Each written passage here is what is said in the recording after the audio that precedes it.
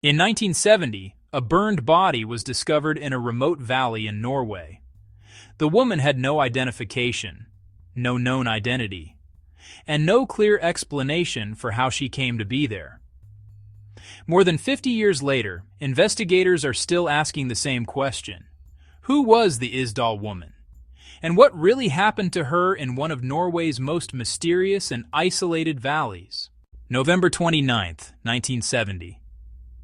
On a crisp, cold Sunday afternoon, a university professor and his two young daughters were hiking through the foothills of Mount Ulriken, just outside the city of Bergen, Norway. They were seeking a quiet spot for a picnic, a brief escape into the stark beauty of the Norwegian landscape as winter began to set in. Their path took them into a remote and seldom visited valley, a place known to locals by a name that carried a chilling reputation. The valley was Isdalen, which translates to Ice Valley, but its local nickname was far more ominous, Death Valley. For centuries, it had been a place of grim folklore, a site for medieval suicides, and in more recent times, the scene of tragic hiking accidents and mysterious disappearances. The terrain is treacherous, a maze of scree slopes and icy paths, often shrouded in a disorienting fog. As the family ventured deeper into the valley's quiet, one of the daughters, drawn by a strange smell, ran ahead. It was an acrid scent of something burnt, hanging heavy in the cold air. She called out to her father, pointing toward a rocky outcrop. There, nestled between large boulders as if deliberately hidden from the main trail, they made a horrifying discovery. The father quickly shielded his daughter's eyes, rushing them away from the scene before hurrying back to the city to alert the authorities. What they had found were the badly burned remains of a woman, lying on her back amongst the stones. The ground around her was scorched, but there was no sign of a larger campfire. When the Bergen police arrived, they were met with a scene that was both tragic and deeply perplexing. Given the valley's dark history, the initial theory was straightforward. Perhaps it was a lone hiker who had a terrible accident with a camping stove, or maybe a desperate act of suicide in a desolate, forgotten place. It seemed like a sad but explainable death. But as investigators began to carefully examine the strange collection of items found at the site, that simple assumption quickly began to fall apart, revealing the first threads of a mystery that would endure for over half a century. In the remote Isdalen Valley, a place locals grimly refer to as Death Valley, the discovery was made. The body was found on a rocky outcrop, far from any established trail, road, or human settlement. It was a place one would have to deliberately seek out, a location chosen for its profound isolation. The initial responders were struck by the sheer inaccessibility of the scene. This was not a place for a casual stroll, but a final, hidden destination. Surrounding the remains, a collection of personal effects told a confusing story. 2 suitcases were found, containing a peculiar assortment of items. But closer to the body, other objects were laid out with an unnerving neatness. A broken umbrella, some jewelry, and fragments of clothing. It was less like the chaotic aftermath of an accident, and more like a carefully staged tableau, a final, silent statement left for someone to find. As investigators began to catalog the items, a disturbing pattern quickly emerged. What immediately stood out was that every single identifying label had been meticulously removed. Clothing tags were snipped away with precision. The brand names on toiletries were scraped off. Even the manufacturer's mark on a pair of rubber boots had been sliced away. In a notebook filled with coded entries, any names or locations were conspicuously absent.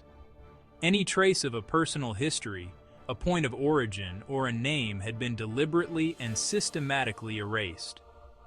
It was clear to everyone at the scene that this was not normal. This wasn't just a tragic death. It was a calculated act of self-annihilation, a ghosting of one's own existence. Someone had taken extraordinary and deliberate steps to become a ghost. to ensure their identity would remain a permanent, unsolvable mystery. The question wasn't just who this person was, but why they had gone to such extreme lengths to disappear. The body was taken for forensic examination. Experts estimated the woman was around 40 years old. She appeared well cared for and physically healthy. Her dental work was unusually high quality, suggesting access to significant financial means. This detail raised early questions about her background. The autopsy revealed further important findings. Toxicology tests raised new questions about her death. Traces of sleeping medication were detected in her system. This suggested she had ingested sedatives prior to her death.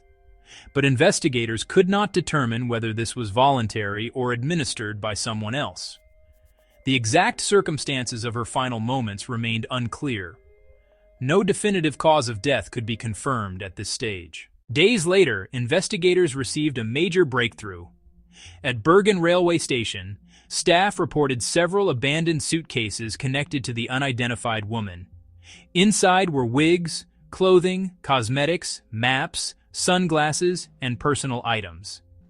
But once again, every identifying label had been removed.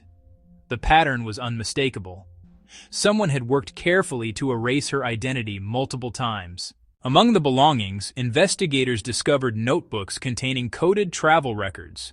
After analysis, they determined the entries documented movements across Europe. Hotels, dates, and locations were recorded in detail. The investigation revealed something extraordinary. The woman had traveled extensively under multiple false identities. At least 8 different aliases were linked to her movements across Europe.